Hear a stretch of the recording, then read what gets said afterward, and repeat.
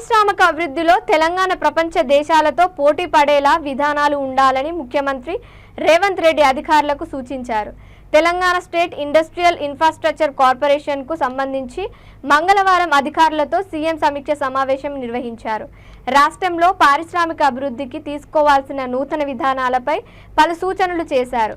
గత సమీక్షా సమావేశాల్లో తీసుకున్న నిర్ణయాలు, పనుల్లో పురోగతికి సంబంధించిన వివరాలను అధికారులు సీఎంకు వివరించారు. టెక్స్టైల్కు సంబంధించి రాష్ట్రంలోని పవర్లూమ్, హ్యాండ్లూమ్ కార్మికులకు ఉపయోగపడేలా కొత్త పాలసీని రూపొందించాలని ముఖ్యమంత్రి రేవంత్ రెడ్డి అధికారులకు సూచించారు. పారిశ్రామిక అభివృద్ధికి సంబంధించి కొత్తగా 6 పాలసీలను రూపొందించినట్లు అధికారులు ముఖ్యమంత్రికి తెలిపారు. MSME policy, export policy, new life sciences policy, revert EC policy, medical tourism policy, green energy పాలసీలను రూపొందిస్తున్నామని సీఎంకు వివరించారు. ఎన్నికల కోడ్ ముగిసేలోగా పారిశ్రామిక పాలసీలను పూర్తి స్థాయిలో రూపొందించాలని ముఖ్యమంత్రి రేవంత్ రెడ్డి అధికారులను ఆదేశించారు.